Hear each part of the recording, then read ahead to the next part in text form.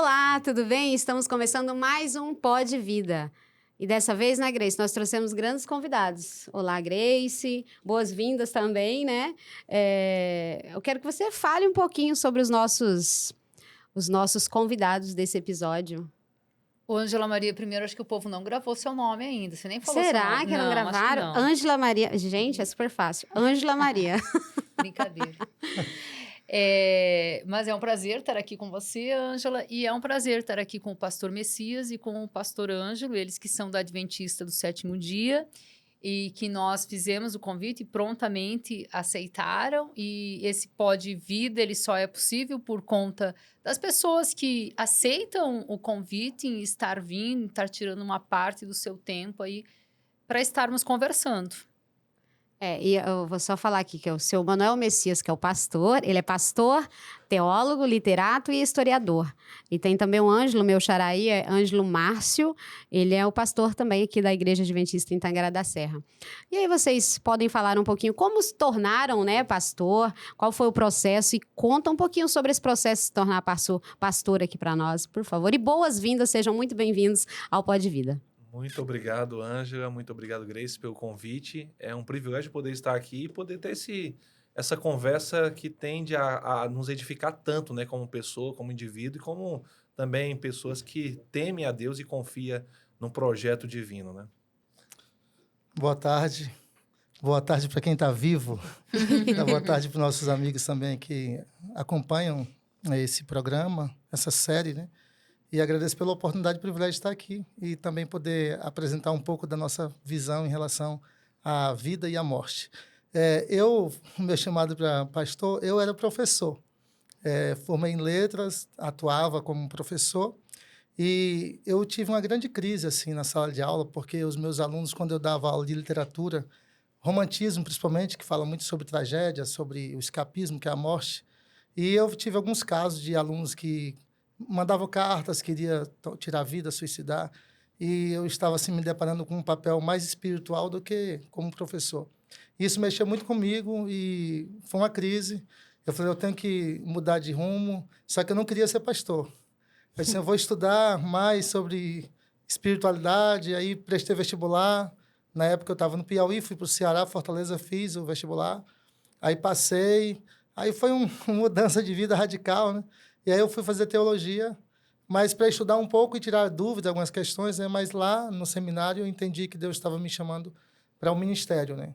Para eu ser pastor e cuidar de gente e ajudar as pessoas a encontrar um sentido verdadeiro para suas vidas, né? Então, por isso que hoje eu sou um pastor.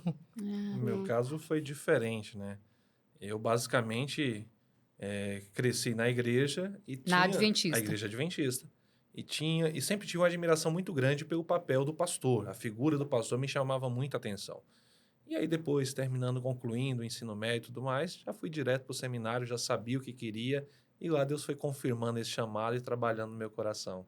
Então não precisou de curva, né? Fui direto. Exato. E o senhor já era da Adventista ou pertencia para outra Na verdade, religião? na época eu estava assim, eu era adventista, mas eu tinha muitas dúvidas, muitos questionamentos, entendeu? Apesar de estar na igreja adventista, mas eu não tinha respostas para os meus questionamentos. Então, foi crise tanto de vocação na sala de aula, como também crise de fé. E Deus preparou essas condições para me levar para o seminário, para eu estudar e tirar as dúvidas e aprofundar e entender o plano dele para a minha vida. E como que vocês chegaram em Tangará? Eu cheguei primeiro, né? Ah. Eu cheguei num contexto não tão agradável, porque a gente estava ainda enfrentando a pandemia e, infelizmente, o pastor anterior ele veio a falecer de Covid. Então, nessa situação de luto... era o pastor? Era o pastor Emerson. Emerson. Então, nesse contexto, a igreja ela escolheu... Eu estava pastoreando um distrito. Quando eu me refiro a distrito, é um conjunto de igrejas lá em Goiânia. E nesse projeto aí eles identificaram que eu teria esse perfil para vir. E então estamos aqui há 2 anos e meio. Cheguei aqui em Tangará. Conheci apenas falar de Tangará, porque até o dado momento nunca tinha chegado no Mato Grosso. Mas já estamos 2 anos e meio aí experimentando esse calor de fora e calor de dentro. Eu vim para Mato Grosso, eu estava em Palmas, capital do Tocantins. E aqui, na época, havia um administrador que ele já conhecia meu trabalho e ele queria muito que eu viesse trabalhar com ele. Só que algumas tentativas não deu certo. Aí, quando foi no final de 2021, a gente conversando, tal, tudo aqueles negociaram entre si, os administradores, eu consegui a liberação e ele me trouxe para cá, para Angra da Serra. Mas eu não conhecia o Mato Grosso. Estou aqui, vai fazer 2 anos agora no final do ano. São novos aqui na cidade. Estão gostando, Sim. né? Quando a gente é de fora do Mato Grosso, né? Posso dizer, vim de Pernambuco para Bahia, da Bahia para Goiás, chegando aqui, a imagem que nós temos do Mato Grosso é muito aquela imagem que as TVs passam, né? É boi, é mato. Então, essa imagem aí, quando a gente chega e vê grandes cidades bem desenvolvidas, com pessoas cultas, com um desenvolvimento tão assim considerável, a gente se surpreende. Então, eu tenho me surpreendido muito positivamente, né? Uma coisa que falaram nunca mentiram, que aqui é muito quente. Então, isso aí não tem para onde fugir. Mas estou me surpreendendo muito positivamente. E vocês atuam em qual igreja aqui em Itagará? Porque vocês me comentaram que existem várias, né? Sim. Qual igreja vocês atuam aqui? Nós temos aqui 2 distritos pastorais. O meu distrito é o da Central, que ele tem a igreja central, ele tem mais uma igreja no Jardim dos Ipês, uma igreja no Jardim Itália e tem mais uma pequena igrejinha lá na Gleba Triângulo. E Já aqui a minha área de atuação, a minha sede fica no Tarumã, na Avenida Lorenzetti ali, e tem um na Vila Esmeralda que cuido também, no 13 aqui que é Jardim Novo Horizonte, Vila Novo Horizonte. Cuido também de Nova Olímpia, a cidade lá, a igreja é o que cuido. E cuido também no assentamento Rio Branco. Então, essa é a geografia de trabalho. Quando a gente fala assim, cuidar, o sistema de liderança da igreja é sempre representativo. E as igrejas, a depender da grande maioria das igrejas, elas não têm um pastor fixo, único para aquela igreja.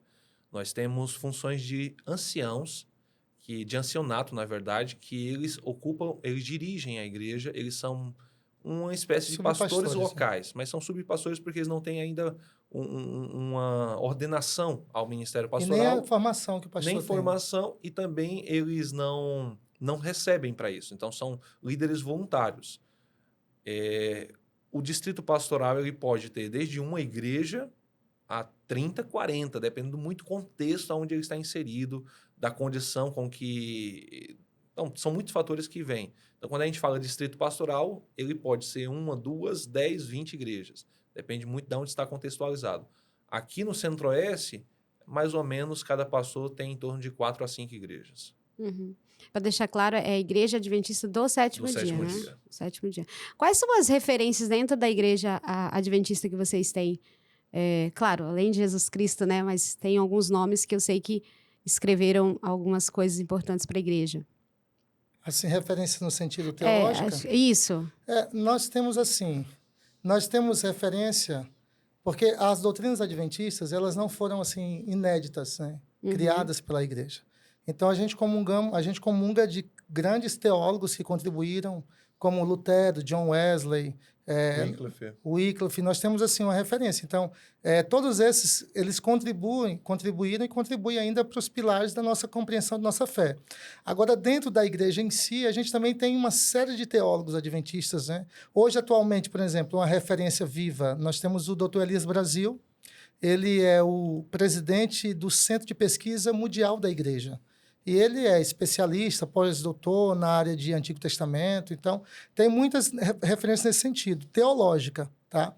Porque, às vezes, algumas pessoas, nesse sentido, por exemplo, há uma escritora que também exerceu uma influência sobre a igreja, que é Ellen White. Só que ela não é uma referência doutrinária como algumas pessoas acreditam. Porque muitas pessoas pensam assim, as doutrinas da igreja foi criada por Ellen White.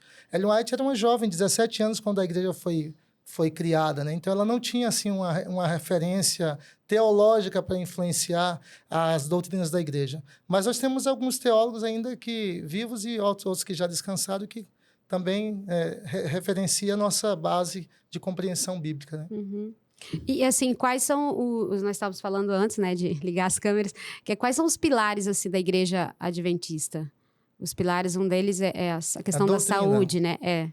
Você fala, no caso, a doutrina. Isso. Hoje nós temos 6 doutrinas Sim. como igreja, né? Então, você tem doutrinas que centraliza em Deus, centraliza no homem, centraliza na vida. Me ajuda aí, Messias, só para questão de memória aí.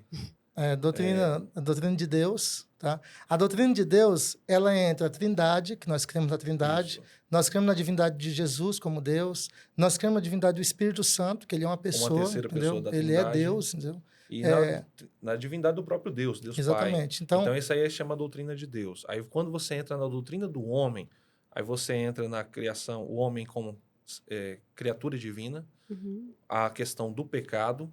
Vai me lembrando que essa Isso. nomenclatura aí eu sofro. Se não tiver grande escrito. conflito, né? A questão do grande conflito, guerra do espiritual bem e do entre mal, bem e a guerra mal. espiritual. Então, assim, quando a gente resume tudo, nós temos hoje 6 doutrinas e 28 credos. Todos eles é uma leitura que a teologia adventista tem da Bíblia. Então, é importante que na grande maioria desses credos, eles são, sim, juntos, nós cremos junto com outras igrejas. Então, quando a gente fala a Trindade não é exclusiva nossa, nós, a Igreja Católica, a Igreja Batista, a Assembleia de Deus, todas elas acreditam na Trindade. Quando você entra em elementos de salvação, a realidade, a natureza do pecado, a gente está igual em vários fatores, né? Agora, eu não posso negar que a Bíblia também apresenta ensinamentos referente à vida, referente à morte, referente à volta de Jesus, referente à eternidade, referente a igreja, né? Nós temos a doutrina da igreja. A própria estrutura da igreja, que por exemplo, a doutrina da igreja entra a Santa Ceia, entra a unidade no corpo de Cristo, batismo por imersão, os dons espirituais, então entra várias coisas.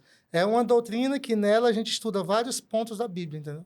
Mas assim, a gente comunga praticamente a nossa base de crença, ela é a base cristã.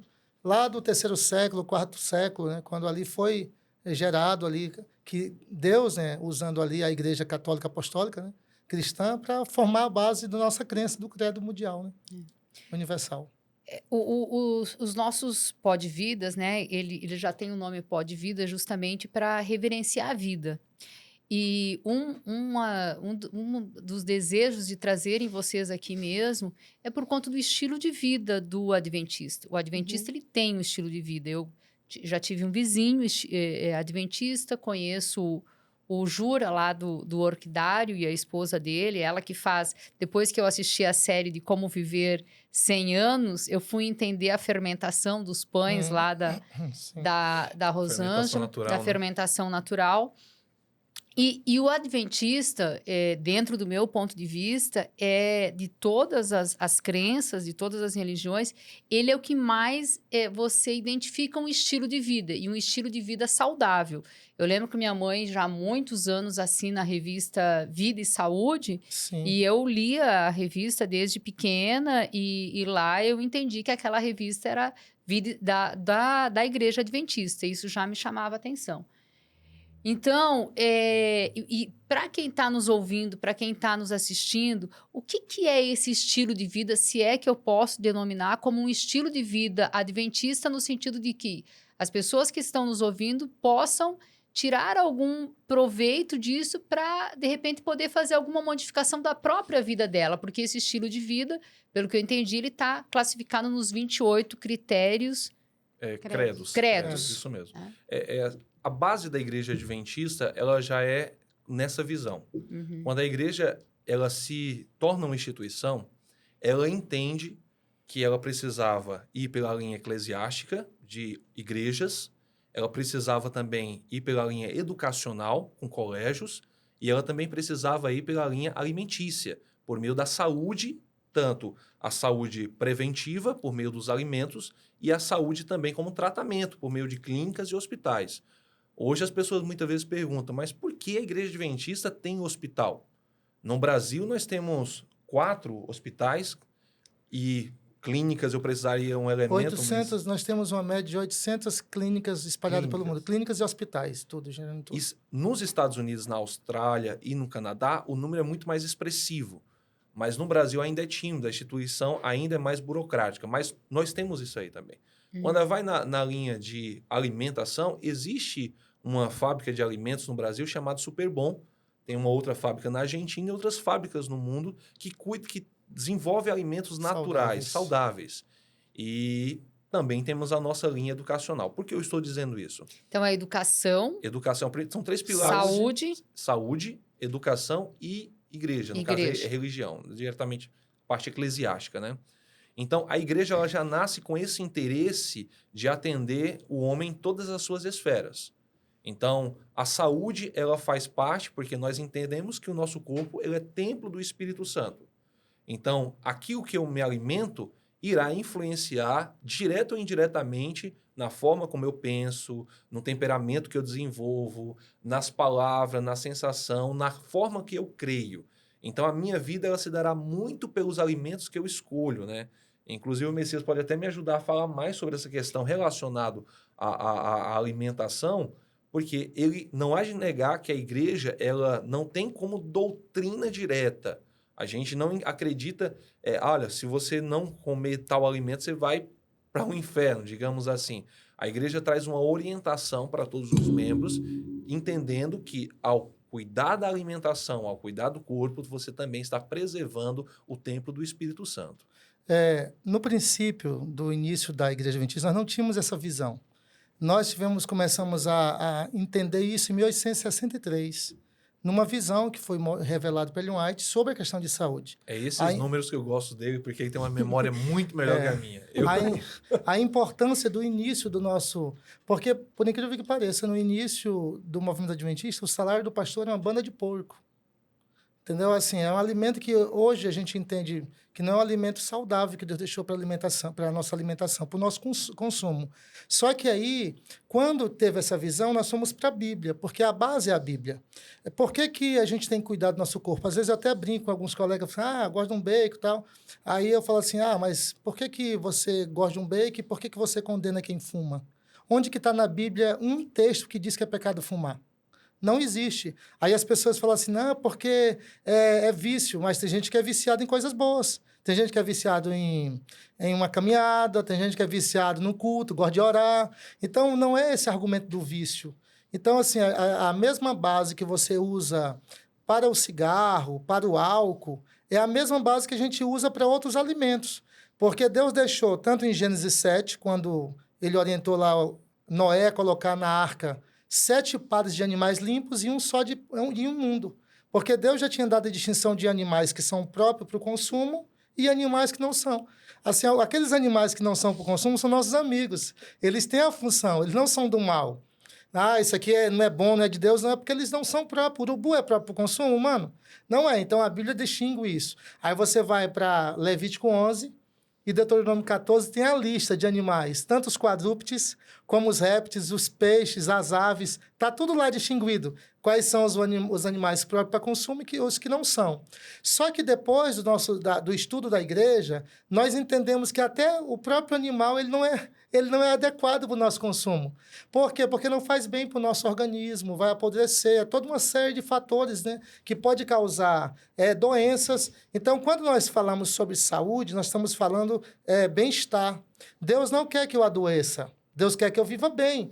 Então, às vezes, as pessoas estão doentes por falta de maus hábitos, alguns é por falta de conhecimento mesmo, adoece e aí sofre, então a velhice assim, terrível, muito angustiante, só que às vezes não sabe que foi por causa da alimentação. Se você for fazer os estudos, você vai observar que as pessoas que mais vivem no mundo, eles têm um estilo de vida mais saudável, eles recorrem mais às frutas, às verduras, aos exercícios. Tanto é que a igreja, nós estabelecemos 8 remédios naturais. 8 remédios, se você for fazer uma pesquisa, você vai ver que são 8 remédios. O sol é um deles. A gente prega que o sol é importantíssimo. A gente descobriu agora na pandemia. Questão da vitamina D, né? Uhum. A água, o ar, né? A confiança em Deus, a nutrição. Existe uma série de fatores que é muito importante para o seu corpo estar bem, porque você é o templo do Espírito Santo. Então, se você estiver bem, você vai estar bem com a sua família, você vai estar bem com Deus. Então, faz parte do bem-estar, de viver melhor. Eu creio que Deus ele se importa, ele se preocupa com aquilo que eu como, com a minha alimentação, com a minha saúde. Por isso que ele deixou essas orientações. E quais são as 8? Fiquei curiosa. Os 8? Então, vamos lá. Começar primeiro. Repouso, tá? É muito importante, tanto é que Deus fez o mundo em 6 dias. O sétimo ele descansou. Descanso. Tá? O descanso é importante. Depois, a luz solar. Depois, o ar é importante. As pessoas, às vezes, não sabem respirar. Bem. Fica com o mesmo ar no pulmão dias e dias. Não, né? Enche o pulmão de novo ar, um parque, né? Isso é muito importante, o ar. Aí depois vem a confiança em Deus, que é um remédio, né? Que é a ligação entre essa parte entre a mente, né, e o corpo psicossomático, né? Então, se você tem uma boa autoestima, que você tem confiança, você tem fé, com certeza você melhora o seu astral e o seu corpo como um todo. Aí nós temos a água, tá? Exercício, Alimentação. nutrição, alimentação saudável, nutrição e equilíbrio. São esses 8. E o equilíbrio? O equilíbrio é que para você não ter excessos extremos. Evitar sempre os extremos. Eu vou dar um exemplo para você, no meu caso. Eu não tomo café, tá? Eu não tomo café. Há muito tempo eu não tomo café. Não tomo Coca-Cola, que são estimulantes, tal, tudo.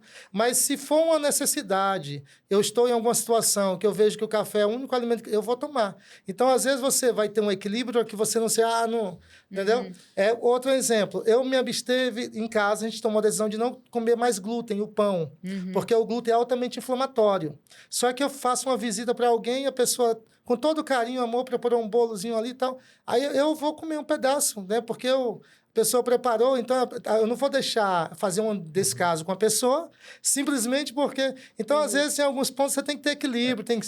Existem alimentos que eles são proibitivos. A Bíblia deixa bem claro que alguns alimentos, alguns tipos de carnes, eles são proibitivos. Peixes, né? Alguns peixes, exatamente. Agora, outros Quais são?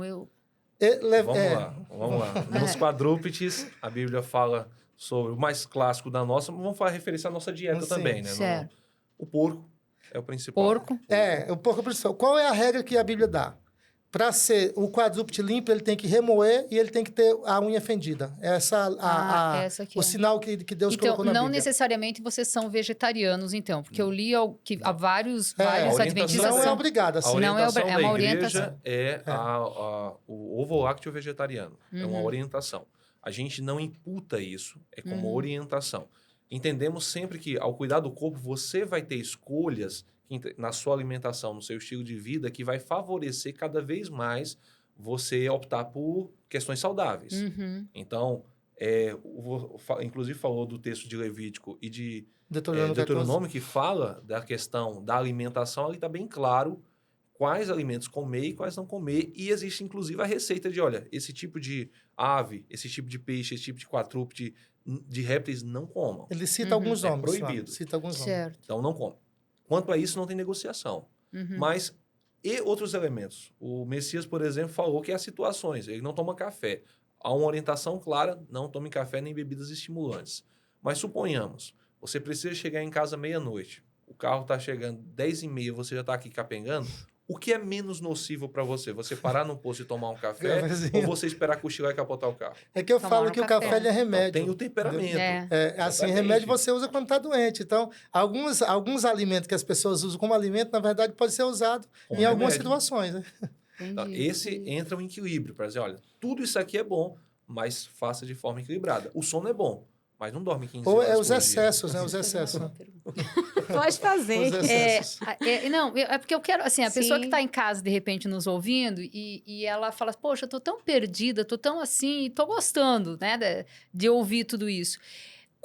Eu nunca participei de um culto da igreja adventista. O que eu já participei da igreja adventista é lá no dia de finados, das apresentações. Sim. Já assisti a apresentação do coral em alguns pontos aqui da cidade. Mas eu nunca fui num culto. Isso tudo que nós estamos falando, as pessoas têm acesso a essa informação? Porque, para mim, Grace, informação é poder. Então, é um meio de eu poder viver melhor sem ter custo. Porque hoje em dia tudo é dinheiro, dinheiro, dinheiro. Então, quando a gente consegue oferecer algo que não precisa pagar e faz tão bem pra gente, eu considero extremamente positivo. As pessoas, elas têm acesso durante o culto? Como que é? Ou vocês têm algum outro, como que fala, aqueles grupos de... Grupos de apoio. Grupos de apoio, células, na Igreja Católica é pastoral, na Igreja Batista é célula. Eu só sei que meu pai e minha mãe participam de um grupo no WhatsApp, que é negócio de vida e saúde por causa da Adventista. Ah, Eles é? participam. Olha que Sim. Eu bacana. participo de muitos grupos, no Brasil e fora do Brasil, de saúde, porque eu gosto muito da área de saúde. Uhum. E eu faço muito assim, eu faço tratamentos naturais com as pessoas. Sim. Alguns irmãos adoecem e às vezes eu tenho que ir lá visitar, orientar os chás, né, os extratos, né, os suplementos. Então a gente segue essa linha. Só que todas as pessoas que se tornam adventistas, elas passam por um curso antes de decidir. Ninguém vai se tornar membro. Chama isso de estudos bíblicos. Nós não chamamos ninguém na igreja para aceitar Jesus sem conhecer a doutrina da igreja. Entendi. Entendeu? Você vai no culto, você vai lá assistir. Você pode ir, tantas vezes, você não vai ver nenhum momento lá na igreja, a gente faz um apelo para você se tornar membro da igreja sem você conhecer as nossas crenças. Então, é importante você estudar e tem um tema que a gente estuda sobre isso. Agora, no meu caso, assim, particularmente esse ano que está findando, eu fiz 3 trabalhos em 3 locais aqui da cidade só promovendo essas orientações de saúde. Na praça, lá ali no Novo Horizonte, no Monte Líbano, e nós fizemos juntos aqui Dona Júlia, Dona Júlia. Então, nós fizemos séries de 20 dias ensinando a comunidade como ter saúde, Olha que bacana. como melhorar a qualidade de vida. E ano que vem nós vamos inaugurar o espaço Novo Tempo aqui. É um espaço que nós vamos ter uma equipe de profissionais de saúde para estar tratando, orientando esse estilo de vida saudável. Porque, de fato, hoje eu vejo assim que é uma necessidade urgente, muito grande. Nós sempre estamos indo na UPA, nos hospitais, fazer unção, orar pelas pessoas, e eu vejo assim, um problema tão simples de saúde que se resolve rápido. E as pessoas estão lá dependendo, né, onerando mais o SUS. São coisas básicas que dá para melhorar. Mas é a informação que às vezes não chega, né? Ou você até quer, mas você não sabe o que fazer. Exato, né? exato. E como fazer, né? Mas também tem o porquê também, né? Eu acho que quando você tem definido o porquê, o como fica fácil. Né? Então, convencer as pessoas do porquê disso, as pessoas entenderem qual que é o porquê delas de estar aderindo a um estilo de vida, é extremamente positivo. Eu, né? no meu caso, assim, eu sofri uma época com a minha filha. Eu tenho três meninas. A mais velha tem 13, a outra vai fazer 9 amanhã e a baixinha vai fazer 4. Eu sofri uma época com a minha filha, quando eu estava no Mato Grosso do Sul. Ela tinha assim, uma sequência de gripes. Todo mês era gasto com antibiótico, todo mês. E ela pegou uma pneumonia, uma gripe que evoluiu para pneumonia. Ficamos 9 dias no hospital. Foi assim, para mim, foi assim, sofrido. Então, depois dessa experiência, eu pensei em algumas coisas. Olha, eu participo do povo, que é o povo da saúde. E eu não sabia fazer um chá, não conhecia. E isso mexia muito comigo. Isso em 2014, 15. Foi onde eu comecei assim, a dizer, eu vou buscar informação. Eu vou buscar formar, estudar. Então, e fui buscando. E hoje, assim, eu procuro transmitir de uma maneira mais didática para as pessoas. Coisas mais acessíveis que, às vezes, a pessoa tem em casa, que possa ter uma mudança, porque é uma mudança paulatina. Quando você pede para uma pessoa mudar o estilo de vida, é muito difícil a mudança, não é fácil, eu entendo isso. E, às vezes, a pessoa até se propõe, eu vou mudar. Na primeira queda, é muito traumático, porque ela caiu, ela volta para o ponto inicial e não encontra mais forças para mudar. Então, até essa mudança, você precisa apresentar de uma maneira que seja paulatina, cada conquista tem que ser celebrada, entendeu? Você não volta atrás, as pessoas querem mudar, fazer dietas e às vezes não conseguem. Tem esse aspecto de você entender e trabalhar isso também, a parte espiritual e emocional, para que as pessoas elas continuem. Toda mudança, todo ano eu conquisto alguma coisa. E olho e vejo assim, olha, eu estou conseguindo. Qual foi a conquista de 2023? 2023, a minha conquista foi deixar mais assim, o glúten e o arroz. Tá? Essa assim, é uma conquista na área de saúde. Na área de saúde. Uhum. Eu consegui algo que eu era viciado, muito, muito mesmo assim, em arroz, né? Muito. E, assim, você amava arroz, você continua amando. Eu amo arroz, só que hoje eu consigo entender mais ou menos assim, o que o arroz faz no meu corpo, com as células, né? Ontem eu fui jantar na casa de um casal de amigos, eu não comia arroz, eu só comia salada e peixe. Entendeu? Aí depois eu comecei lá em casa com minhas filhas, tá? Olha, não comi. Tava muito bonito o arroz. E mas- normalmente, por exemplo, hoje, qual foi o seu almoço? Você Olha, comeu o que eu de gosto almoço? muito de comer? Eu como peixe quase todo dia. Uhum. Uma Eu como delícia. peixe, cuscuz, eu gosto muito de cuscuz, porque é um Uhum. carboidrato complexo, né? Ele faz bem, dificilmente ele vai se transformar em glicose como os carboidratos simples. Então eu como açaí puro, tá? Vem do norte, e todo dia eu bato açaí. Aí eu coloco no açaí, eu coloco quinoa, eu coloco chia, coloco morango. Então abacate. Então em casa abacate é um alimento que então geralmente nossa comida aí tem salada, arroz integral, ou arroz 7 grãos, né? Quando faz um peixe e assim a gente vai fazendo. Agora, assim, dentro da igreja, você chega na igreja, como é que você tem acesso à informação? Aí, como o pastor Messias falou, o primeiro passo são os guias bíblicos, de estudo bíblico. Inclusive, eu estou vendo que você está com aqui, me mostra rápido, mostra só para a câmera aí. Esse é um exemplo deles. A igreja oferece estudos bíblicos gratuito. Pode mostrar aqui, pastor. Gratuitamente para as pessoas que desejarem. Entre os vários temas aqui, que são 28 temas, um deles fala sobre a questão da saúde. É o tema 18 nesse O aí. tema 18 fala só sobre a questão do nosso corpo como E templo esse do vocês Espírito distribuem, né? Santo. No primeiro momento, a gente Nós faz o temos, acho que acompanhamento. uns 6 tipos desse aí que a gente distribui gratuitamente Sim. e outros livros, outro material para a Só que pessoa esse é o buscar. material base para o nosso estudo bíblico. Ah, Aham. tá. Então, ele é o guia, vem junto com a Bíblia. Aí depois é dado outros livros para a pessoa orientar e entender o propósito de Deus revelado na sua palavra para a nossa saúde física. A ideia sempre é que a gente esteja melhorando. Existem questões que são drásticas. Por exemplo, uma pessoa que fuma e deseja ela abandonar esse vício, existe um projeto da igreja que não é a origem da igreja, já veio origem médica aí, de como largar o cigarro em 10 dias. Então, a igreja também A oferece gente realiza isso. esse curso, como deixar de fumar. A igreja, inclusive, ela tem várias clínicas até para tratar pessoas que são dependentes. Então, tem todo esse trabalho. Lógico, alguns lugares têm mais aceitação e mais possibilidades do que outro. Eu vou dar um exemplo. Eu também visito algumas clínicas, né, de recuperação. E eu fico assim, eu não vou ficar dando pitaco, né? Mas eu fico assim impressionado porque essas clínicas, elas não trabalham desintoxicação do corpo. Aí tá lá, a pessoa está sofrendo com a crise de abstinência, aí taca bala, açúcar, né? É açúcar. Sendo que existe outros tratamentos, existem plantas, ervas, né? Que desintoxicam o fígado, a circulação sanguínea, que ajuda. Tem plantas que melhoram a questão da ansiedade, como o mulungu, que é muito conhecido, o hipérico, tem a colônia, existe uma série de plantas que ajudam a fazer essa desintoxicação e dar uma tranquilizada. Tem também o tratamento de baixar o cortisol, que é esse nível do estresse também, que aumenta o estresse. Então, existem meios naturais hoje. Qual que é a planta que toma? Na verdade, para baixar o cortisol, geralmente a gente usa o caroço do abacate ralado, tá? Aí você pode colocar junto a folha da passiflora e a colônia.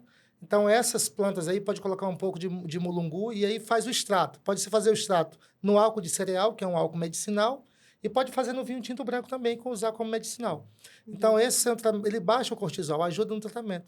Então, existem outras formas. Eu tinha, assim, uma grande angústia, porque hoje é muito comum a depressão, né? Uma doença. E eu, muitas vezes, visitava uma pessoa com depressão só para orar por ela. Eu não sabia muito, assim, o que fazer, além de orar e orientar, porque a gente conhece, a gente estuda, se prepara, né, para lidar com essas questões, né? Mas hoje eu tenho outros meios, né? Hoje eu tenho outro conhecimento, eu tenho formas de como tratar, usando inclusive base médicas, né? De grandes médicos aí que orientam tem alguns protocolos para ajudar a pessoa a sair da depressão.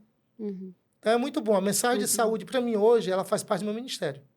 Eu não vejo assim o meu ministério hoje pastoral sem a saúde, porque as pessoas estão doentes. As pessoas estão doentes emocionalmente, estão doentes fisicamente. Então, eu vejo que não dá para a gente cuidar de gente, simplesmente assim, orar pelas pessoas, ou então... Porque existem algumas leituras que as pessoas colocam doenças no mundo espiritual, como se fosse um plano espiritual, e muitas das vezes é plano físico mesmo, é o corpo, é somatização, é fisiológico. E Entendeu? tudo isso aí interfere na sua espiritualidade. Porque se você está doente, você direciona a sua espiritualidade para um ponto. Se você está com problemas emocionais, para outro ponto. Se você está com problemas financeiros, para outro ponto. Então, ao lidar com todo, automaticamente você está edificando a sua vida espiritual. Você só cria aquilo que você sente. Então, tem muito a ver com a nossa própria experiência de vida. E, às vezes, eu tenho que desmistificar muitos pensamentos de pessoas que estão doentes, eles acham que é problema espiritual. Sim. Eu preciso, pastor, que você ore aqui na minha casa, eu não estou bem, eu estou com umas sensações aqui estranhas. Aí você vai analisar para observar se é alguma questão emocional, né? Porque, às vezes, as questões emocionais podem até ter, assim, abrir alguma brecha para alguma influência espiritual. Mas a base, o problema não é espiritual. Inclusive, você até me fez lembrar uma situação que eu passei. Eu estava em viagem e um dos líderes da igreja me ligou, muito perturbado, porque ele alegava que um dos irmãos estava numa situação de endemoniado. Olha, ele está quebrando tudo, ele está descontrolado, ele está falando de voz grossa, a gente não sabe o que fazer, o senhor tem que vir. E eu estava a 250 quilômetros de distância, não tinha como ir imediatamente lá. Eu comecei a perguntar, olha, faz isso com ele aí. Pega no ombro dele, tenta abraçá-lo. Aí ele disse, olha, irmão, deixa eu te falar. Isso é problema psíquico. Isso é de ordem psiquiátrica. Isso não é... vamos tentar, mas fica calmo aí, fica tranquilo. Não tem nada a ver com demônio, tá tudo certo aí. Fica tranquilo. Aí fomos fazer um acompanhamento. No final, o caso daquele irmão se agravou. Ele teve que ir para uma clínica especialista, para um hospital psiquiátrico, e era esquizofrenia. Mas a simplicidade, a ingenuidade ou a ignorância disse, não, isso é um demônio. Então, a nossa visão pastoral adventista, ela é ampla. Nós entendemos, sim, que existe uma realidade espiritual que faz com que o Satanás ele usa muito dos elementos reais para abalar as pessoas. Mas existem também questões que são construções nossas. Então, hoje as pessoas se perturbam por questões emocionais. Tem que ter todo um histórico.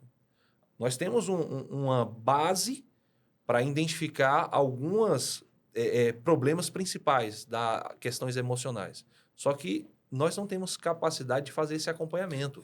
A parte uma pessoa que tem que ter. Uma pessoa que sofre de depressão, de algumas síndromes, tudo mais, a gente precisa identificar e redirecionar para um profissional para trabalhar. Eu não posso dizer assim, isso é o diabo, e vamos orar, vamos ter fé em Deus, vamos ler a Bíblia. Não é esse o caminho. Então, entra também aquela questão do equilíbrio. A gente consegue identificar, por exemplo, geralmente alguns estudiosos aí, são estudos mais atuais, né, que estudam sobre a microbiota, que é o intestino.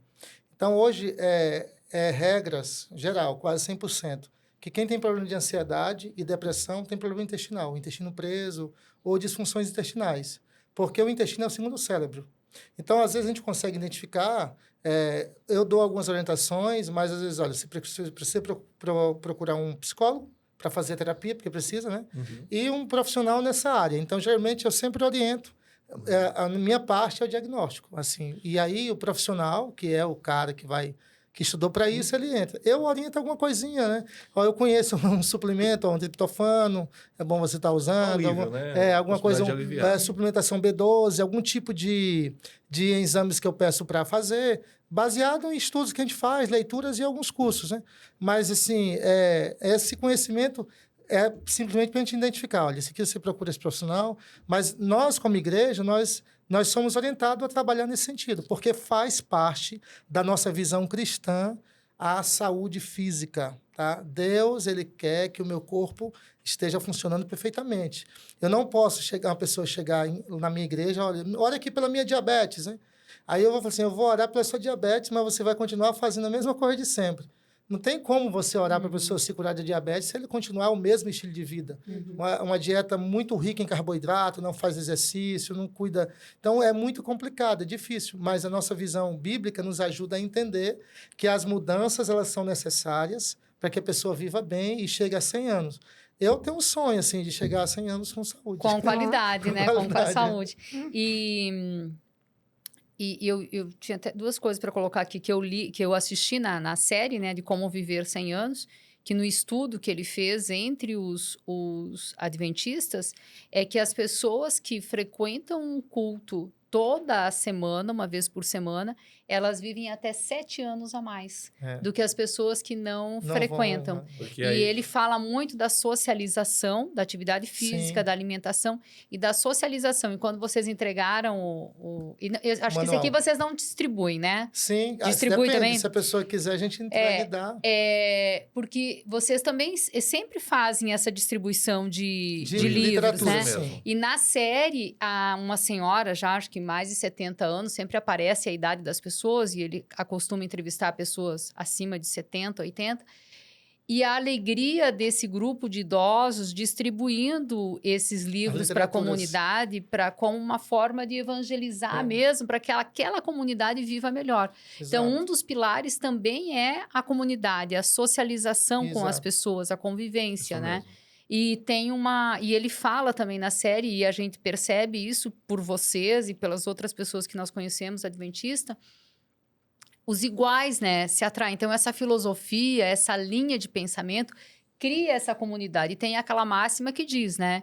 Me diga com quem andas, que te direi quem és. Ou que você é a soma das 10 pessoas que você convive. Por relaciona. isso que as pessoas que estão em casa e que, de repente, querem fazer uma mudança de vida, não estão satisfeitas ou estão sofrendo, precisam observar Sim. isso, o núcleo que ela está vivendo, né? Com quem que ela está vivendo, os hábitos das pessoas que ela está se relacionando, porque se ela viver naquele ambiente o tempo todo, ela tem que ser muito forte para Verdade. conseguir, né? Para sair, mudar de vida é difícil. É. Esses dias eu estava conversando com um amigo, porque ele tá há pouco tempo com a gente, né? Mas ele tirou uma foto da geladeira, cheia de frutas, de verduras, né? Porque ele tem algumas... Ele me se queixou de algumas alergias, alguns problemas que ele tem.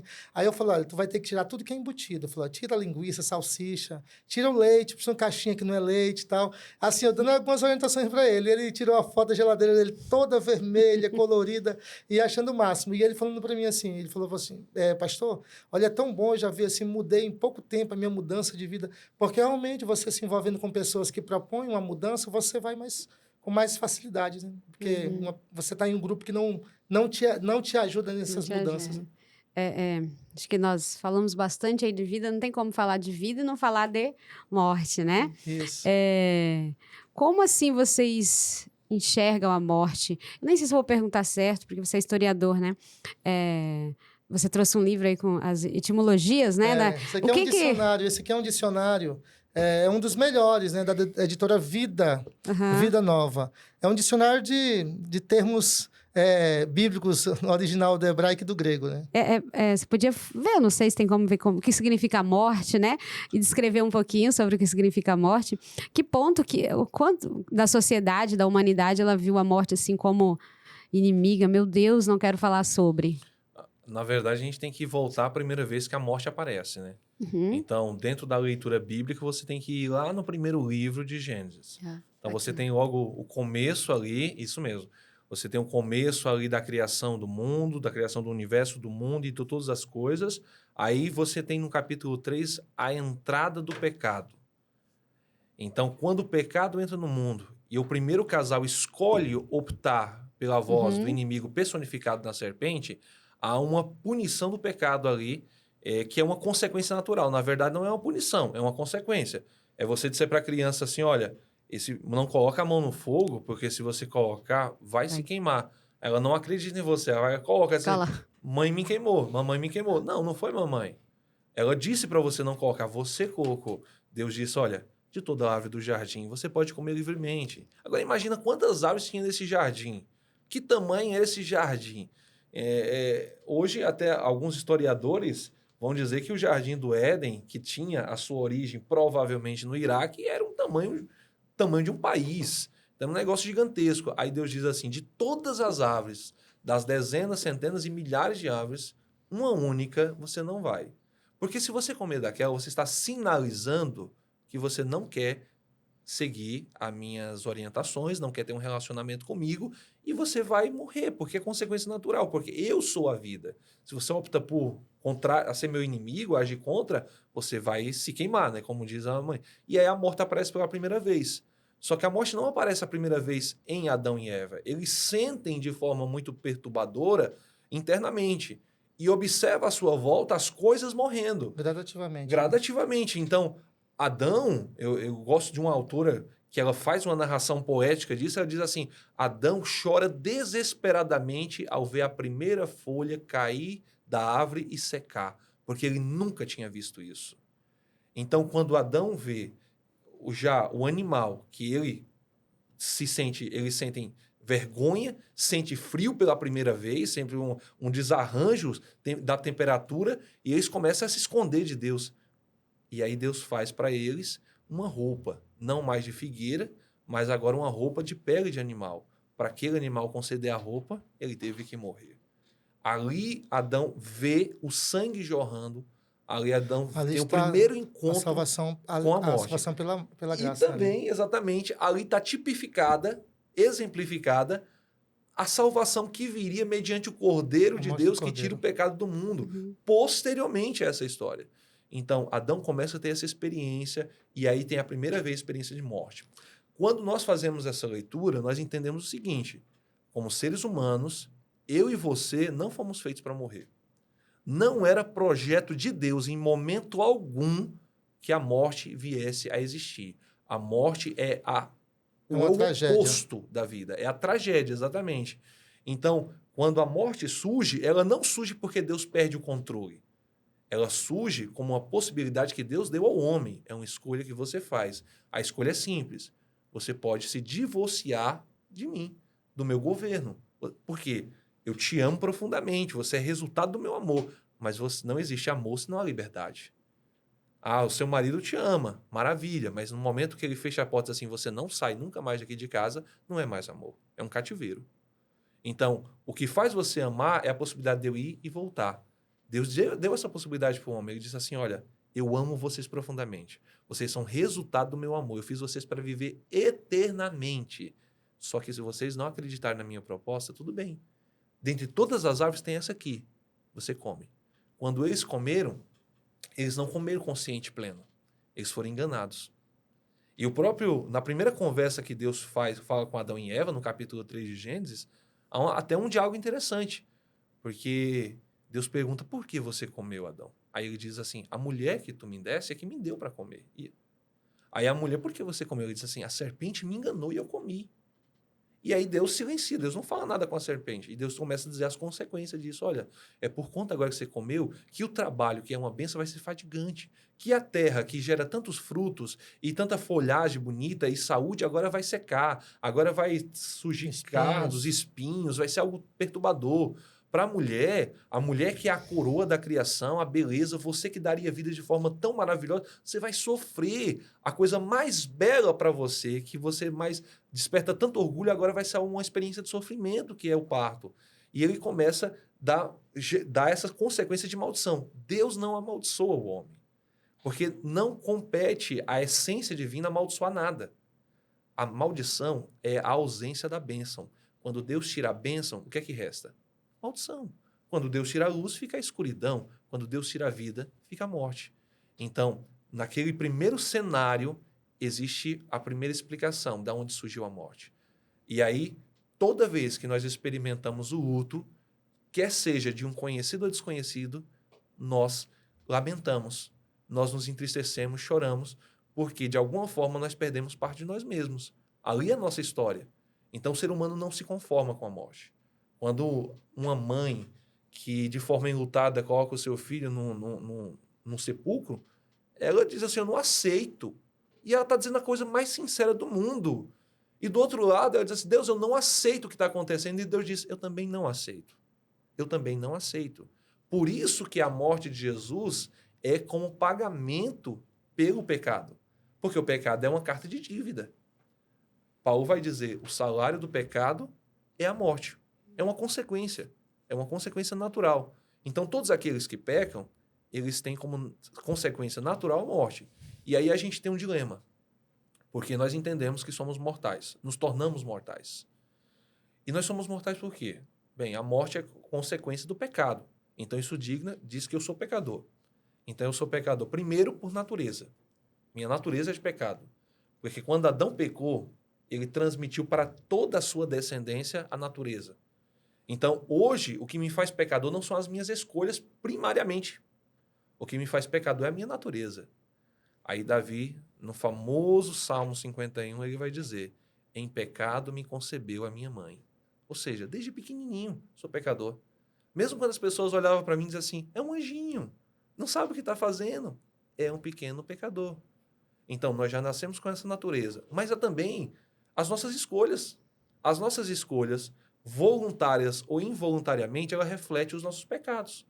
Então, quando a gente toma uma decisão por vaidade, por egoísmo, por desejo de vingança, por simplesmente desejo de sobrevivência, muitas vezes isso gera um resultado tão trágico que também é pecado. Então, também somos pecadores. Ah, mas, além disso, os meus pensamentos refletem pecado. Porque ninguém sabe o que eu estou pensando. Mas eu e Deus somos testemunha do que está acontecendo aqui dentro.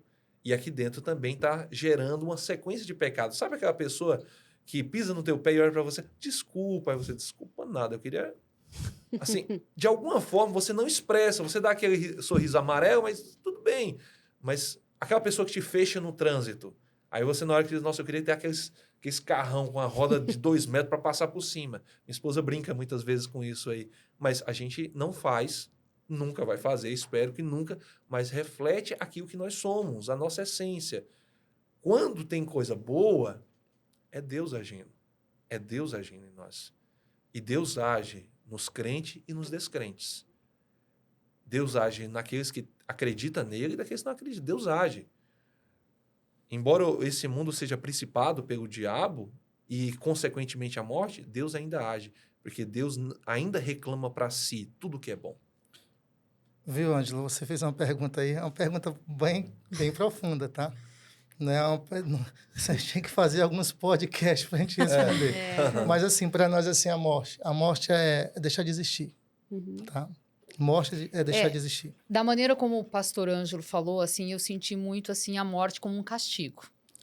E eu, particularmente, não considero a morte como um castigo. Eu considero a finitude mesmo. E uma vez que isso tudo aconteceu conosco, seja por herança dos nossos antepassados, se eu olhar para ela como um reflexo da vida toda que eu levei e não como um castigo, me parece que o peso fica menor. Sim.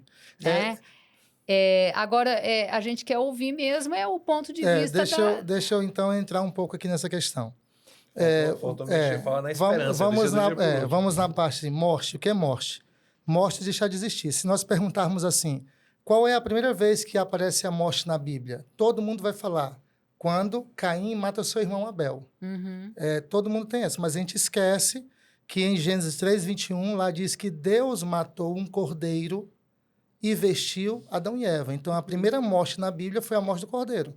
Ou seja, quem pagou o preço da morte foi o próprio Deus, enviando o seu filho para morrer no nosso lugar.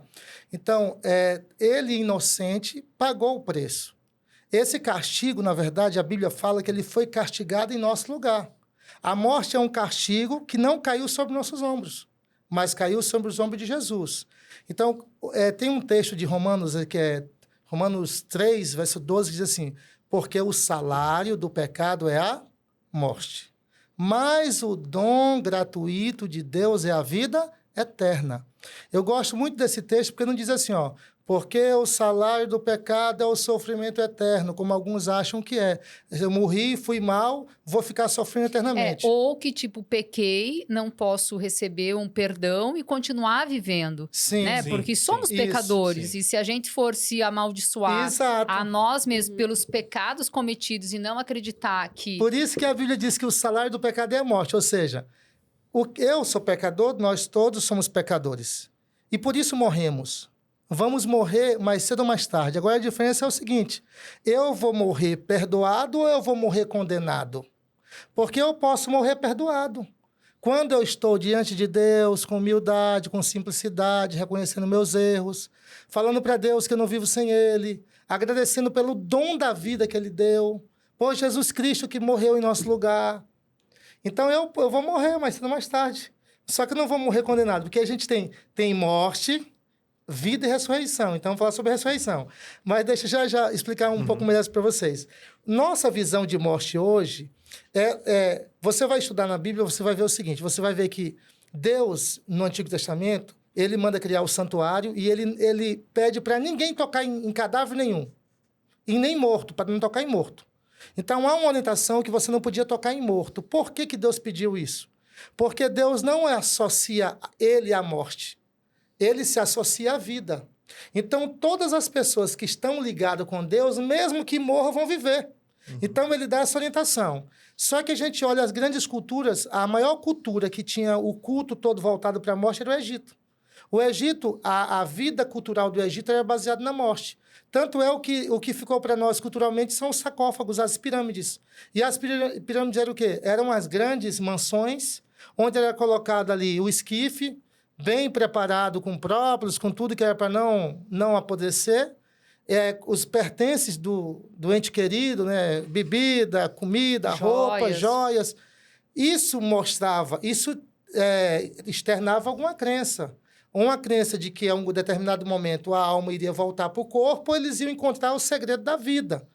Tá? Mas é uma cultura baseada na morte, tá? O Egito, que ficou para nós. Só que nós temos um pouco também mais da influência da cultura grega. Já a cultura grega, os gregos eles tinham o hábito de queimar os seus queridos, né? E ainda colocava a moeda de prata nos olhos, né? Que era para pagar o barqueiro, que era o carote, que ele tinha que passar pelo inferno, pelo Tártaro, e se ele pagar lá o barqueiro, ele ia chegar até o Campos Elísio, que era o paraíso. Havia toda essa crença de chegar até o paraíso e passar por algumas cavidades profundas antes de chegar até o paraíso e pagar as suas penalidades. Nós herdamos, a nossa visão hoje é mais parecida com isso, porque a pessoa morre, vai para o purgatório ou para o inferno para se depurar, para depois subir para o paraíso ou para o céu. A nossa visão é mais ou menos isso. Mas é uma visão mais cultural, filosófica. A nossa visão de quem? A nossa visão do mundo, na verdade. A nossa visão... adventista. Porque a visão do adventista... Eu falo assim, a nossa visão, porque eu me incluo na cultura. Né? Sim. Eu tive que sair dessa cultura, me desculturalizar e entender a Bíblia para eu me reconstruir a minha compreensão. Porque eu falo para você que eu tinha essa visão. Eu não falo para você, eu tinha medo de fantasma, eu acreditava que a pessoa morria, voltava, eu tinha toda essa visão. Eu acreditava que se a pessoa fosse boa, ia para o paraíso, se fosse má, ia para o inferno. Eu acreditava isso. Agora, imagina, eu vou ter que fazer velórios, eu faço velório de pessoas que cometem suicídio, de pessoas que morrem. Aí a pessoa matava muita gente, morreu na troca de tiro, e eu vou lá fazer o velório dele. Aí eu vou falar o quê? Não, esse aqui está no inferno, porque ele morreu trocando...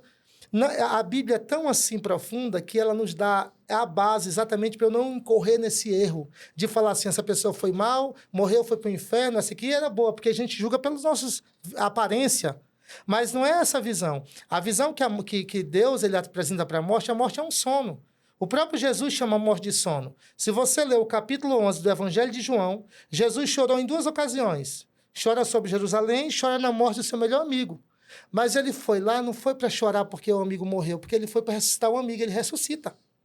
Jesus, ele chora porque ali, naquele momento, ele olha, ele diz assim, eu sou a ressurreição e a vida. Quem crê em mim, ainda que morra, viverás. Esse é um texto célebre, que todo mundo conhece, já ouviu falar. Então, Jesus foi lá para pregar sobre a vida, apesar do Lázaro ter morrido. Só que ele fala, eu sou a ressurreição e eu sou a vida. Você crê em mim? Ainda que você morra, você vai viver. Então, ele apresenta ali a solução para a morte. É a vida e a morte e a ressurreição de Jesus. Então, dentro do nosso contexto, ele diz assim, olha, Lázaro dormiu, está dormindo. Nós temos Daniel, capítulo 12, verso 3, que diz que naquele dia todos os que dormem no pó vão ressuscitar no dia do juízo, os que fizeram o bem para a ressurreição da vida. O próprio credo católico, que para mim é um fenômeno assim, doutrinário, o credo católico foi a primeira fórmula cristã criada pela igreja ano 300 depois de Cristo. Creio na ressurreição do corpo. E diz mais, creio em Deus Pai Todo-Poderoso, em seu Filho Jesus Cristo, que está assentado à direita de Deus, do Pai Todo-Poderoso, e que virá julgar vivos e mortos. Ou seja, o credo fala do juízo. Então, a pessoa não pode morrer hoje e ir para o inferno nem para o céu. Não foi julgada ainda. O credo fala do juízo, fala da ressurreição. Então, a visão adventista é que a morte é um sono. E um dia todos os que morreram vão ressuscitar. E aí vão ser julgados. Aí é que vai ser a consequência. Vida eterna uma destruição. Então, para nós, assim, os amigos que nos ouvem, você perdeu algum ente querido, ele está bem, porque ele está dormindo, ele está descansando, ele não está sofrendo. Ele não está sofrendo nem no inferno, nem no céu. Porque no céu ele sofria, porque viria você aqui sofrendo. Imagina um pai lá no céu vendo aqui a família sofrendo. Porque é difícil um filho viver sem um pai. É muito difícil, eu acompanho casos, entendeu? Então a Bíblia diz que quem morre descansa, não sofre. Aí vai vir o juízo. Então, nossa visão sobre morte é que a morte é um sono, é um descanso. A gente tem que entender o seguinte também. Quando falamos da morte, ela não é uma punição, ela é uma consequência. E toda vez que a Bíblia fala, ela fala de dois tipos de morte.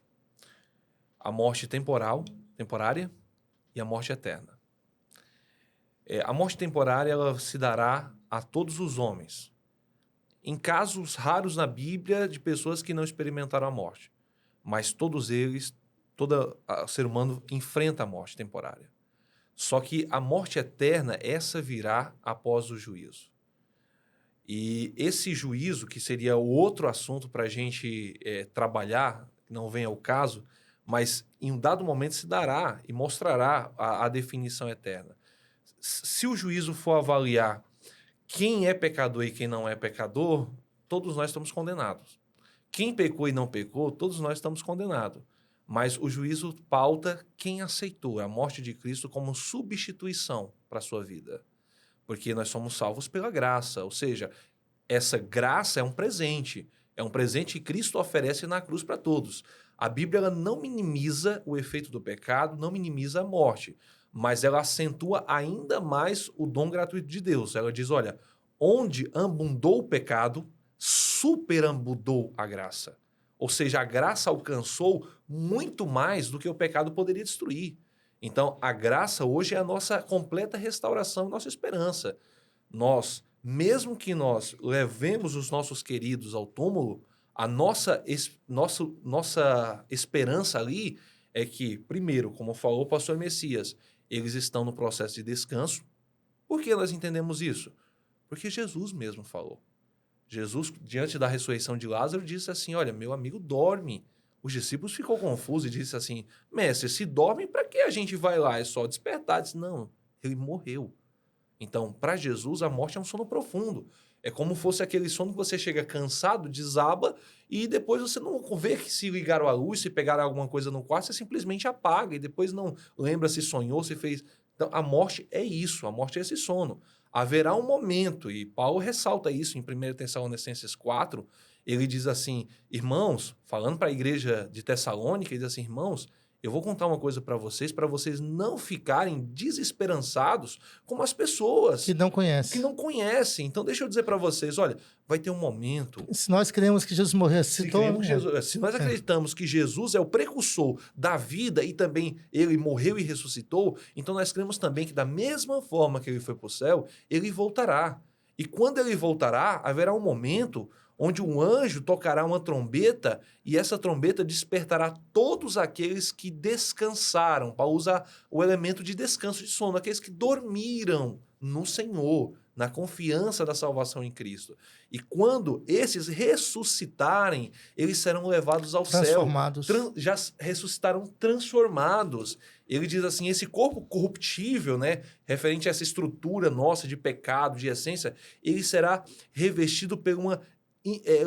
como é a expressão? Incorruptibilidade. Então, eles serão transformados. E nós, vivos, seremos transformados no abrir e fechar de olhos. Ou seja, de forma instantânea. E subiremos para o céu junto com Jesus. Então, veja, a Bíblia sempre vai falar seriamente da morte. E da ressurreição. Sempre vai falar seriamente do pecado. Mas ela sempre vai dizer assim, olha, a salvação, ela vem para solucionar esse problema. Você pecou, a morte de Jesus foi para solucionar o teu problema. Deus não vai dizer assim, você pecou? Não, deixa para lá, deixa para isso. Não, como deixa para lá? Esse pecado causou a morte de Jesus, do Filho de Deus. Aí João vai dizer em João 3,16 que Jesus deu a maior preciosidade que tinha, ou melhor dizendo, Deus deu a melhor preciosidade que tinha, que era o seu próprio Filho. Ao dar o seu próprio Filho, Deus estava dando a si mesmo. Então, a Bíblia não minimiza o efeito do pecado, mas ela diz assim, olha, Cristo morreu para te salvar, mostrando que você continua sendo o reflexo do amor máximo de Deus. Deus te oferece a salvação. Então, quando você pecar, vai a Deus. Por acaso você pecou, vai a Deus, porque Ele é advogado, Ele é juiz, Ele está com a tua causa, Ele está ansioso para te dar o perdão. A nossa salvação não é porque uns é bom, outro é ruim. Deus não vai pesar, você foi assassino, então você está para o inferno. Você é pedófilo, então você foi para o inferno. Não. A graça é para todos. A graça é para todos. A nossa mente que tem de juízo próprio, a gente não entende. Porque a gente escalona pecados. A gente diz assim, olha, roubar é um nível, roubar e matar é outro, roubar, matar e estuprar é outro. Nós colocamos isso aí, mas para Deus tudo é pecado. Com consequências diferentes, com gravidade diferente. Mas você tudo falou é pecado. uma frase no início da nossa conversa, que tudo nós criamos, e aquilo que você cria, você experiencia. Sim. Né? E eu acredito que é bem por aí mesmo. Né? Aquilo que você cria, você experiencia. Então, se você criou, e de acordo com o nível de pecado que você criou, aqui nós estamos falando de pecado, mas a gente pode redirecionar isso para qualquer esfera de pensamento ou de ação da nossa vida, nós vamos experienciar, né? Isso também não é só uma filosofia da adventista, mas é uma filosofia budista também. Se a gente for pesquisar na Bíblia também, vai encontrar passagens onde diz isso. Que aquilo que você cria, você experiencia. Por isso que cuida dos teus pensamentos, né? Orai e vigiai. Tudo começa com o pensamento. Né? Porque você pode... As nossas vivêncios, né? os nossos sentimentos, emoções começam com o pensamento. E você pode parar, né? Não tá pensando alguma coisa legal, estanca, né? Exato. Ou você pode continuar colocando combustível naquilo. Um texto da Bíblia que eu quero citar aqui, né, para os amigos que estão acompanhando. Você pode abrir sua Bíblia em casa e ler Eclesiastes, capítulo 9, versos 5 e 6, que diz assim, ó: porque os vivos sabem que vão morrer. É bem interessante. Nós, depois dos 40, a gente já começa a pensar na morte. Tem gente que tem dificuldades, não pensa na morte. Eu penso na morte. Eu penso na possibilidade de eu deixar minhas filhas, minha esposa, eu penso. Eu penso na possibilidade de eu perder minha filha. Qual seria a minha reação emocional, espiritual diante disso? Porque é uma realidade. Há uma probabilidade, mesmo que seja uma probabilidade baixa, mas é possível eu deixar minhas filhas, eu perder minha filha, perder minha esposa, é possível. Então, as pessoas, só em pensar nisso, a minha esposa, ela fez o mestrado dela em suicídio. E aí eu lembro que na época ela foi lá Qual a formação dela? Ela é psicóloga. Psicóloga. E aí ela fez mestrado, na época lá na Federal de Mato Grosso do Sul. Teve algumas professoras que falaram assim, eu não vou te orientar porque eu tenho ojeriza desse tema, de falar sobre morte. Então você percebe que assim, resiste uma realidade, porque a Bíblia diz, porque os vivos sabem que vão morrer, mas os mortos não sabem coisa nenhuma.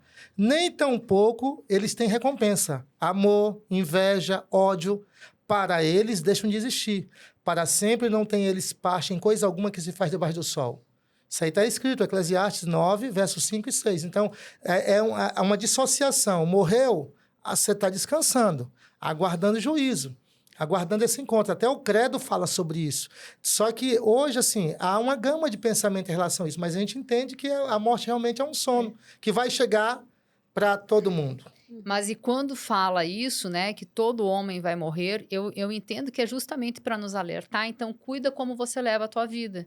Por isso que ele fala sobre isso mesmo, exatamente. Porque como você leva a tua vida, provavelmente é o teu fim. Então, ele pode ser... O que você falou aí, você pegou assim, a essência do capítulo 9. Porque lá mais adiante ele fala assim, ó, tudo que você tem em tuas mãos, faz com todas as suas forças. Faça bem feito. Porque para a sepultura onde você vai, não existe projeto, não existe vida. No mesmo capítulo, ele vai falar, acho que é 9, verso 10, que ele fala exatamente o que você apresentou, é isso mesmo. Para a gente viver bem, fazer as coisas bem feitas, viver com qualidade. Não é porque eu vou morrer agora que eu vou chutar o balde. Eu vou morrer com... eu vou morrer mesmo, então não. Ou também, quando ele fala isso, para mim é um alerta, né? Que pode ser você amanhã. E aí? Isso. Como que você está vivendo hoje, né? Se você pensar, a morte, ela atinge a todos de forma indiscriminada. Sim. A morte não tem racismo, ela não tem preconceito, ela aceita todo mundo. E a morte, ela não tem uma idade. Eu vou alcançar só os a partir de 50. A gente não determina, Não né? determina. Alguém usou sabiamente a ilustração de que cada um de nós temos uma senha e vamos ser chamados a determinado momento. O problema é que nós não sabemos qual é o nosso número. Então, assim... Ou que a gente, às vezes, fica com tanto medo que acaba esquecendo de viver, né? Exatamente. Então, quando eu falo isso, e é a interpretação bíblica que a Igreja Adventista traz, não é para eu ficar apavorado com o juízo. Porque se você pensar, o cristianismo, o judaísmo e o islamismo, todos eles, essas três religiões maiores, que têm a Bíblia, um livro como base do seu credo, né? A Bíblia hebraica, a Bíblia cristã e o Alcorão, todas elas pregam juízo, só que prega de forma diferente.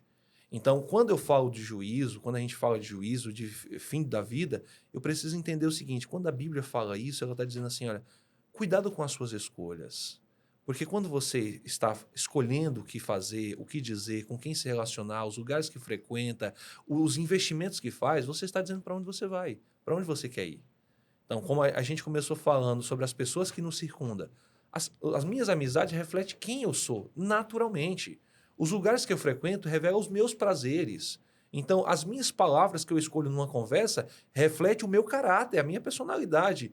Então, quando eu escolho caminhos que são moralmente, que são morais, que são éticos, que são honrosos, que são de bom costume, que são de testemunhos valorosos, quando eu escolho tudo isso aqui, eu estou dizendo que o lugar para o qual eu quero ir é um lugar que reflita tudo isso. Então, quando Deus diz assim, olha, que o teu coração não seja cheio de inveja, que teus pensamentos não sejam ambiciosos, que você não tenha amarras nesse mundo, que você valorize mais as pessoas do que as coisas, que você tenha um momento de experiência comigo, com Deus, que você valorize essa comunhão, esse louvor, essas coisas puras. Deus está dizendo assim, se prepara para você morar comigo. Porque se você alimenta prazeres dessa terra, é natural que, mesmo que você fosse chegar ao céu, você queria procurar. Porque suponhamos, uma pessoa que gosta de beber, que gosta da farra, que gosta da dança, ao chegar no céu vai procurar o quê? Porque ela entendeu que o prazer, que a alegria está naquelas coisas. Deus tenta tirar essas coisas de nós. A questão da alimentação é a mesma coisa. Quando Deus trabalha uma alimentação edênica, né, referindo a alimentação do Éden, Deus está dizendo assim, para o lugar que você vai, é essa alimentação que te dará prazer, de forma que ser perfeita, sem nenhuma obstrução devido ao pecado, mas de forma perfeita. Então, Deus nos prepara para a ressurreição e vida eterna. A morte é apenas uma pausa, é apenas uma vírgula, não é o ponto final. Então, eu entendo que os meus queridos que descansaram, eles estão aguardando Jesus chamá-los. E esse chamamento vai ser visível a todo mundo, porque vai ser no momento que Jesus retornar. Ele não acontece em secreto, não tem agora gente vivendo, indo para o céu e para o inferno. E essa questão que o pastor Ângelo apresentou, que eu lembrei aqui, porque assim, ó, se você acredita na premissa de que você morreu e foi para o céu, então eu quero morrer e ir para o céu. Se eu perdi alguém que eu amo e eu tenho saudade, então eu vou desejar mais a vida, entendeu? Vou desejar mais a morte do que a vida. Porque o bom é a vida, é isso aqui que é bom. Eu queria viver assim, essa vida que eu vivo hoje, eu queria viver sem envelhecer, sem morrer, entendeu? Eu também. Eu queria viver no podcast. Eu sou feliz, assim, ó, viver assim. Agora, no momento que eu parto da premissa de que a morte, não, a pessoa está melhor.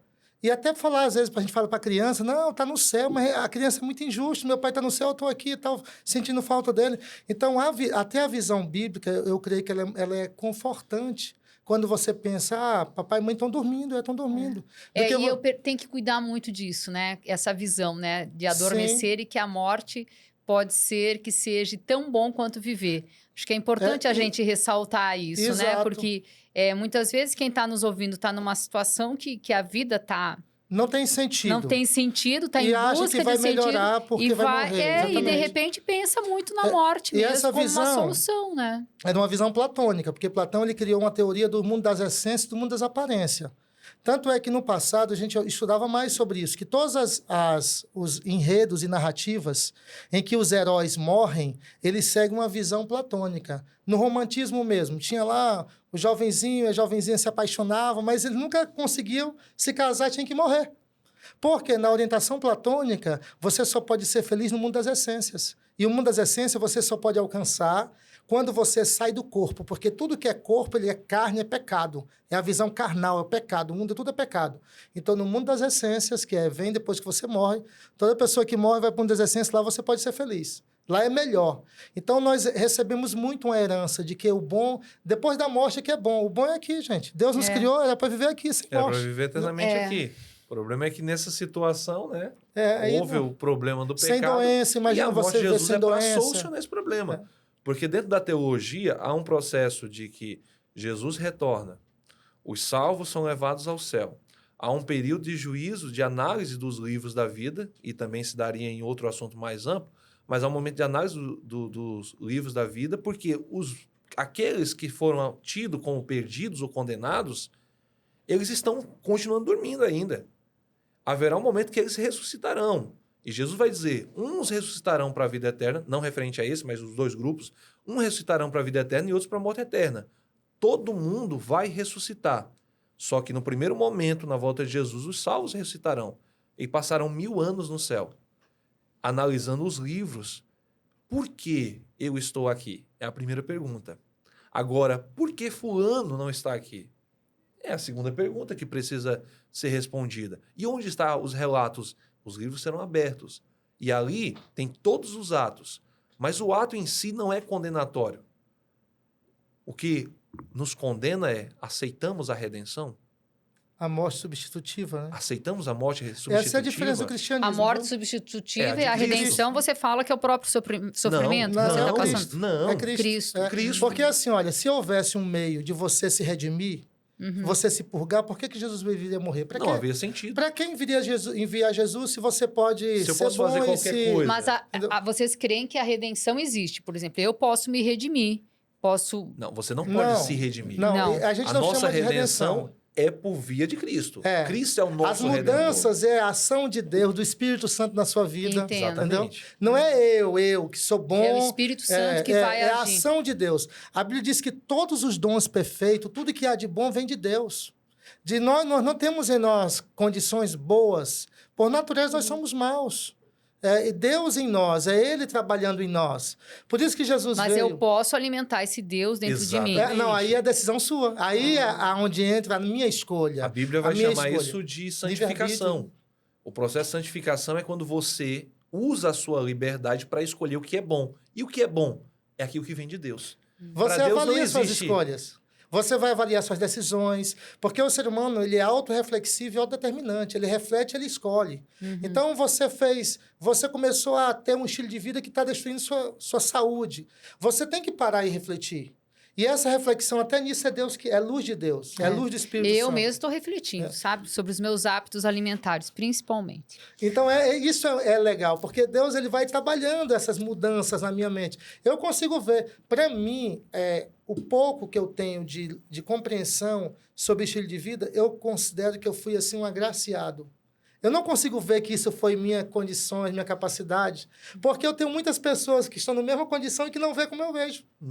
E que talvez, não sei se receberam, talvez receberam, mas não aproveitaram, mas eu me vejo como agraciado por Deus em falar assim, Messias, eu estou te separando você para você conhecer mais sobre isso e para você cuidar de sua saúde e cuidar da saúde de outras pessoas. Você aliviar o sofrimento das pessoas que estão sofrendo, mudar a vida das pessoas. Eu consigo ver que Deus me chamou e me colocou essa missão.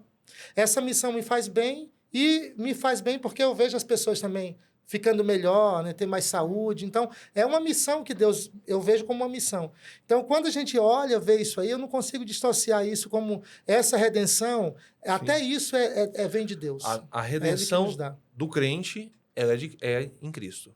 Cristo que paga a penalidade do nosso pecado. Nós não somos... O nosso processo de santificação é Deus. Nós apenas escolhemos deixar Deus agir em nossa vida, no presente, no passado e no futuro. Então, dentro do processo ali, haverá esse momento dos 1000 anos onde serão abertos os livros e será respondido para todos. Eu acho que a gente tem que gravar outro podcast desses 1000 anos. Aí fica a seu critério. Aí é o juízo, sobre o juízo. Eu queria perguntar tanta coisa. Porque tem muita coisa base bíblica. Porque, resumindo, depois concluiu os 1000 anos no céu. A Bíblia diz que, de novo, desce Deus com a cidade santa, a Nova Jerusalém. Isso é apresentado em Apocalipse. Nova Jerusalém desce. É uma cidade construída pelo próprio Deus, com os salvos. Só que fora dos muros dessa cidade, que é a cidade toda murada, é dado a autoridade para que todos os mortos, agora os condenados, sejam ressuscitados. E a Bíblia diz que Satanás terá um último intento, que será fazer um grande exército para tentar tomar a cidade à força. Nesse momento, Deus se levantará e a Bíblia diz que todo joelho o adorará e reconhecerá que tanto a salvação quanto a condenação é justa. Ele está falando no relato de Apocalipse 20, tá? Você lê lá, exatamente. Apocalipse 20, verso 8 e 9 e 10, que fala sobre esses detalhes. Daria outro tema aqui. Ele só falou de essa percepção aqui, pra gente, só para eu fechar esse raciocínio aqui. E aí, nesse momento, né, como a Bíblia apresenta, nesse momento, Deus terá que, por amor aos salvos, Deus nunca faz nada que não seja por amor. Ele está respeitando, inclusive, a perdição. Aqueles que estão escolhendo, não quero me associar com Deus. Deus está reconhecendo. E Deus, por amor aos salvos e à nova estrutura, ele derrama o juízo que condena e destrói a todos, a começar por Satanás. Só que existe um texto na Bíblia que é intrigante e uma chave interessante para a nossa conversa. Porque a Bíblia diz que esse mar de fogo e enxofre, ele foi preparado para o diabo e os seus anjos. Ele não foi preparado para os seres humanos. Deus nunca preparou uma condenação para o ser humano, porque o ser humano foi preparado à vida eterna. Infelizmente, a destruição de muitos seres humanos se virá pela associação com Satanás, com o mal, do que com Cristo. A gente sempre está escolhendo entre duas coisas. Na vida e na morte, a nossa morte só será reflexo da nossa vida. Porque quando a gente fala morte, parece algo tão negativo. Para o crente, não. Por isso que Paulo termina 1 Tessalonicenses 4, dizendo assim, olha, irmãos, consolem uns aos outros com essa esperança. Que esperança? Da vida eterna. A morte é uma pausa. Eu me lembro que há uns anos atrás eu escrevi um dossiê sobre a experiência do crente na morte. E estudando sobre a morte, eu entendi que a morte é um piscar de olho. Você simplesmente está aqui, apagou, sem explicação. E aí, para o crente, ele vai de novo despertar, mas agora ele vai ver Cristo. E ele vai olhar para a sua estrutura e já vai ver que não vai ter mais defeito. Eu que tenho um problema na perna, vou olhar para a minha perna e vou dizer assim, pô, sou perfeito. Aí eu vou ver Jesus, vou ver agora indo para o céu. É uma coisa maravilhosa. Não teve aquela perturbação, não teve aquela angústia, é direto. Então, para o crente, a experiência do crente é uma experiência extremamente agradável. Só que a morte vai refletir a minha vida, as minhas escolhas. E não é a escolha do meu bem. Porque como voltando ao ponto aqui, na Bíblia e para Deus, bom e bem é somente aquilo que vem dele. Você tem aquilo que você pode julgar bem. Ah, o dinheiro para mim é bom ou é ruim? Depende do seu uso. A minha vida é boa ou é ruim? Depende da minha utilização. As minhas palavras, a minha educação, as minhas conversas, as minhas amizades, tudo depende. Para Deus é uma pergunta. O bom é sempre aquilo que gera salvação, é sempre aquilo que favorece a associação com o divino. O mal é tudo aquilo que me afasta. Então, nesse contexto, o meu bem pode ser bem, não o bem de Deus. Então, é aí que eu entendo. As minhas escolhas refletirão no meu bem, que é reflexo do bem de Deus. E estudar esse tema, eu acho assim que você vai amadurecendo na compreensão, né? Ter uma visão coerente assim da justiça de Deus é algo maravilhoso, porque você não faz as coisas para se redimir. E nós aprendemos assim, desde criança, ó, a gente fala para o filho, você faz que eu te dou isso aqui. Se você desobedecer, eu vou te disciplinar. E essa visão a gente transmite para o nosso relacionamento com Deus. Não tem nada a ver. Deus não barganha conosco. Ah, vem para cá que eu te abençoo. Ah, tanto é que há um tema interessante que a gente estuda na Bíblia, que é bênçãos e maldições, né? A gente acha que a maldição na Bíblia, desemprego é maldição. Tem gente que acha, eu não acho, né? Acha que adoeceu é maldição, está amaldiçoado, você tá doente. A Bíblia mostra lá um grande profeta, o profeta que fez mais milagre na Bíblia, morreu doente, Eliseu. Então, nem sempre, depende muito. Eu posso transformar uma doença em uma bênção. Porque muitas doenças são bênçãos, muitas tragédias. O único capaz de transformar tragédias em bênção é Deus. Até nas tragédias, Deus transforma. São bênção, doenças né? que são ponto de encontro. Exatamente. Aproximação Olha a de famílias, experiência, né? a experiência de Jó. Estou estudando Valorização agora da profundamente. vida, depois que você perde, você valoriza. Saudade, rever conceitos. Então, quando você começa a ter uma visão assim coerente de Deus, a Bíblia, você não vai ter essa barganha. Infelizmente, essa é uma visão assim ocidental muito comum, de que a gente tem que ser bom para ser salvo, mas só que ser bom é fazer caridade, tá? A gente começa assim a criar uma barganha com Deus e não tem a ver. A Bíblia não trabalha nesse âmbito de você ser bonzinho, de ter uma condutazinha ali, tá? E você é bom, agora você tem o favor de Deus. É mais do que isso, é relacionamento. É um relacionamento com Deus, né? Eu estou lendo um livro, não sei se vocês conhecem uma autora, que ela é Ana Cláudia Arantes. Ela é uma médica geriatra. Conheço. E os nossos podcasts começaram com a autora Legal. desses livros, né? Que um dos temas dela é A Morte é um Dia que Vale a Pena Viver, justamente trazendo reflexões de como você está levando sua vida. O outro é Histórias Lindas de Morrer. E quando o senhor falou sobre a questão que a morte não é a doença, não é uma maldição. Uma maldição, no relato dela, quantas famílias se unem e quantos perdões acontecem Exato. por conta da doença daquele vô, daquela avó, daquele pai, daquela mãe, né? E até isso, assim, é uma leitura, eu vejo que é uma leitura que tem que ser transmitida, porque as pessoas não têm essa visão, né, dessa renovação, desse perdão, desse recomeço nas tragédias. E as tragédias são oportunidade de você recomeçar. E Deus ajuda a gente a entender isso. Para mim, olha, se eu soubesse assim, ó, Messias, você não vai ser salvo. No final do dia de juízo, você vai ser condenado. Eu faria a mesma coisa que eu estou fazendo hoje, no sentido assim, vale a pena eu viver fazendo o que eu faço, no sentido de andar com Deus. Porque, então eu iria cair na gandaia, ia beber, ia sair com a mulherada. Não. Você está fazendo aquilo que realmente eu sou feliz, entendeu? Isso me faz bem. Então, porque tem muitas pessoas que pensam assim, tem muitas pessoas que fazem o certo procurando receber a salvação. Fazendo a barganha. Isso, uma barganha. Meu negócio não é esse. Eu entendi que não dá para viver feliz sem Deus. Que os princípios que Ele colocou para minha vida é o melhor. Entendeu? Me faz bem. E se eu pudesse voltar atrás, eu faria até mais dentro desses princípios que eu não fiz. Mas não que eu fale assim, não, eu só tenho duas opções. Andar certinho ou tacar o pau na jaca e fazer o que não presta. Não tem esses dois caminhos. Para mim, assim, o caminho é viver dentro da luz do que Deus quer ou melhorar mais ainda essa luz. Para que eu viva melhor ainda. Na verdade, toda vez que Deus nos pede algo, Ele não precisa de nada. Deus não precisa de nada que você tem para oferecer para Ele. Quando Deus te pede algo, é porque Ele quer nos dar algo muito melhor. Ele nos chama para oferecer. Então, o nosso problema é que a gente pensa, eu não vou ser crente não, ser igreja, então aquela igreja me cobra demais. Não posso fazer nada. Não, Deus nunca pede nada que Ele esteja precisando. O que nós temos para oferecer para Deus?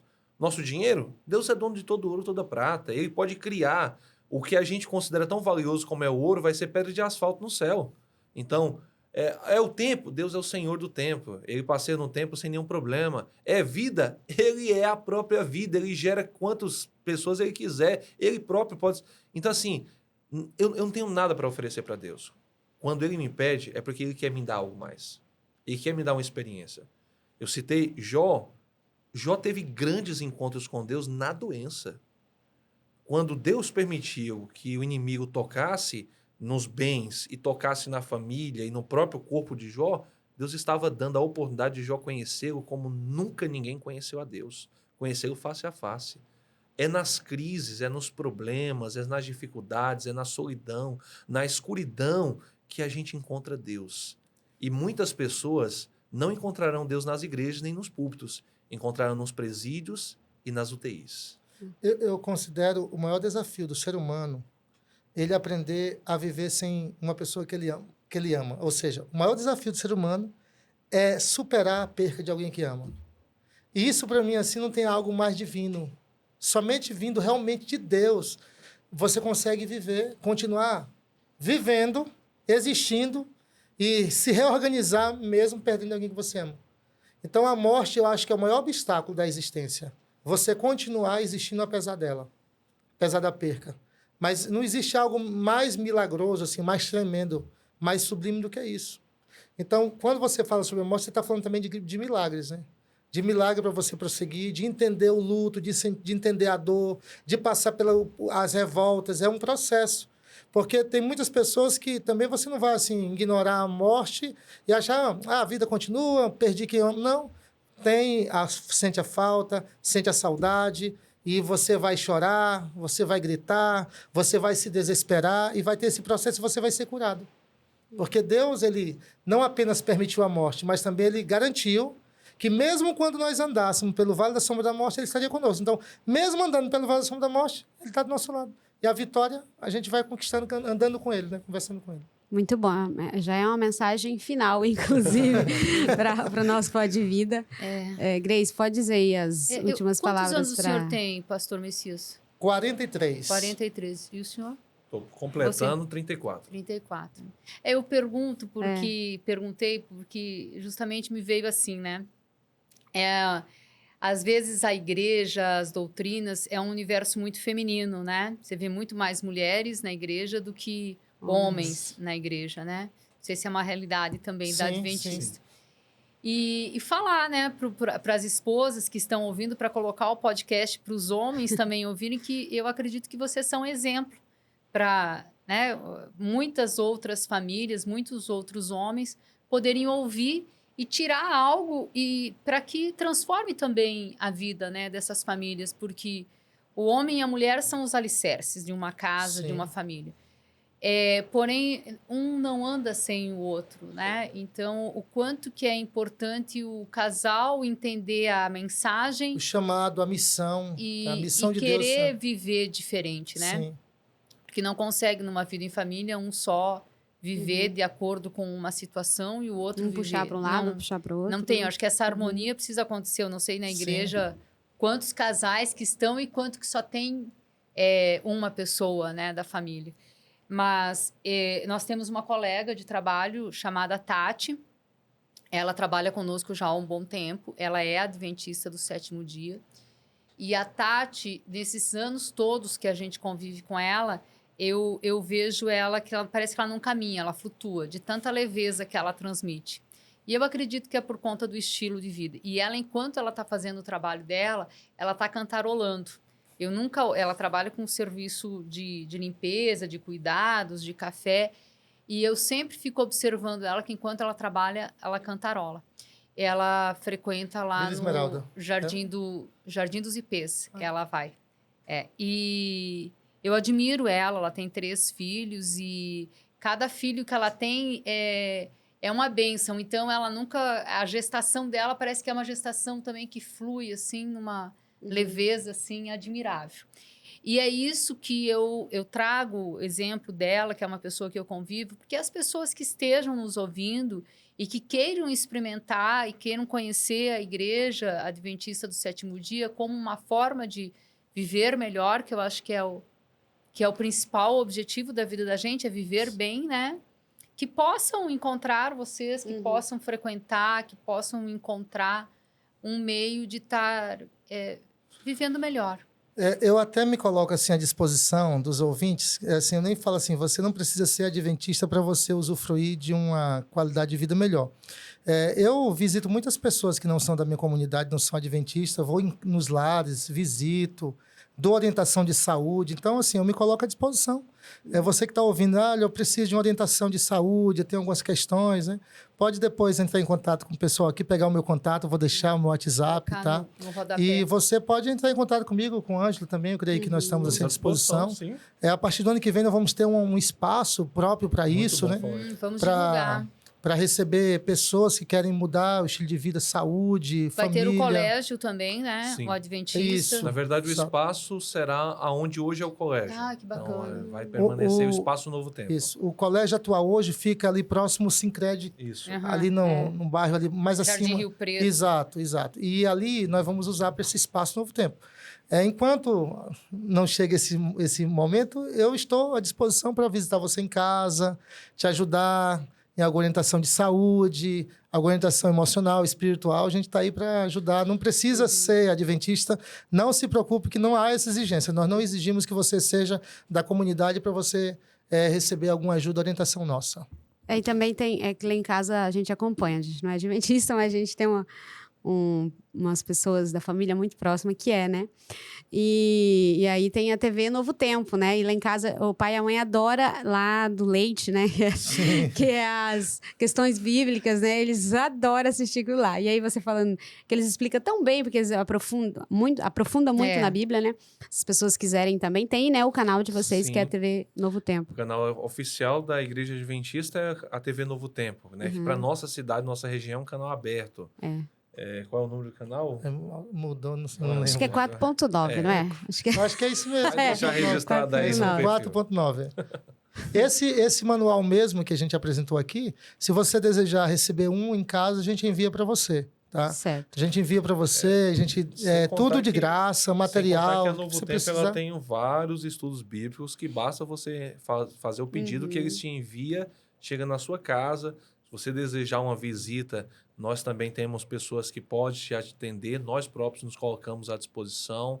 Então, tem vários meios que a gente pode ajudar nas dúvidas, nas inquietações, no que necessitar. Muito bom. Agradecer, né? Agradecer vocês também que tiveram lá no Finados 2023, uma apresentação musical. Sou apaixonada nas apresentações musicais da Adventista, já fui em algumas. Estamos se aproximando de 2 eventos. Eu não sei quando Isso vai que ser eu ia pedir para vocês falarem. Quando vai ser postado aqui, mas temos 2 eventos agora, que um é o chamado Caravana da Esperança, que vai acontecer nesse domingo, dia 19, às 18 horas, no Colégio João Batista, lá da antiga Domingo, Rua 1. qual a data, fazendo favor? 19 de novembro, né? Uhum. Esse é a Caravana da Esperança, que é um evento evangelístico, que vem um pregador da Novo Tempo, o pastor Gilmar Batistotti, e também a cantora a Ana Beatriz. E no dia 10 de dezembro, a gente tem a nossa tradicional cantata de Natal, que vai acontecer na Igreja Central, que fica lá na rua Euclides Geraldo de Medeiros. Atrás do Centro Cultural, né? Atrás do Centro Cultural. Então, esses são os nossos próximos eventos, que tem também a música como um dos principais fatores. Você permite fazer um merchan? Claro! Por favor. Eu tenho um canal no YouTube chamado Mensagens Pastorais, onde eu posto meditações bíblicas curtas ali, entre 5 a 10 minutos, coisa muito breve ali. E aos ouvintes que desejarem, pode procurar lá Mensagens Pastorais, que vai encontrar facilmente. Legal. Bacana. Então, agradecer a todos que estão, né, nos vendo e que também estamos no canal, no YouTube aqui, né, da Univida Plano Familiar. Quer falar algumas coisas, Grace, antes da gente despedir das pessoas? Só agradecer mesmo, falar, vamos para um próximo. Eu acho que para mim foi profundo, sim, né? Sim. Eu tenho um entendimento muito raso, eu leio a Bíblia, leio todo dia, mas eu não chega nem perto de tudo que eu ouvi aqui hoje, então me senti pequena, assim, no sentido de que o tanto que eu tenho que aprender mais, né? Então, se alguém também se identificou com esse meu sentimento, então vamos conhecer, porque tudo isso são formas da gente viver melhor, e o que a gente está provocando aqui é que a gente tenha um viver bom para que tenha um morrer melhor ainda, Exato. Né? E desmistificar a questão de que a morte ela tem que ser temida ao ponto de eu não ter coragem de falar sobre ela, pensar sobre ela, porque nós acreditamos que quando você pensa e quando você conversa sobre ela, você faz com que a sua vida seja melhor, porque você faz uma autorreflexão de como você está vivendo.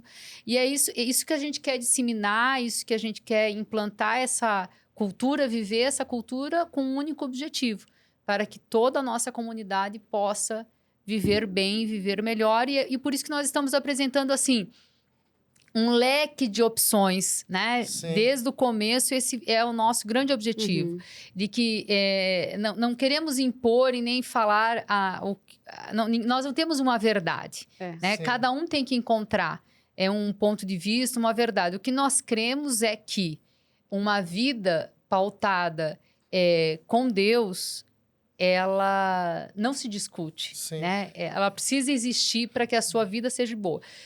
Então, se às vezes está afastado, se às vezes não se encontrou, aqui está, né? Tudo que nós apresentamos, buscar uma vida coerente, né? Respostas coerentes. A gente não ficar se lamentando, né? Porque a vida, como o pastor Ângelo falou, tudo que eu crio eu experiencio, né? Então, se eu estou criando que a minha vida tá ruim, tá uma droga, não vou conseguir mudar isso enquanto eu não conseguir mudar meu pensamento.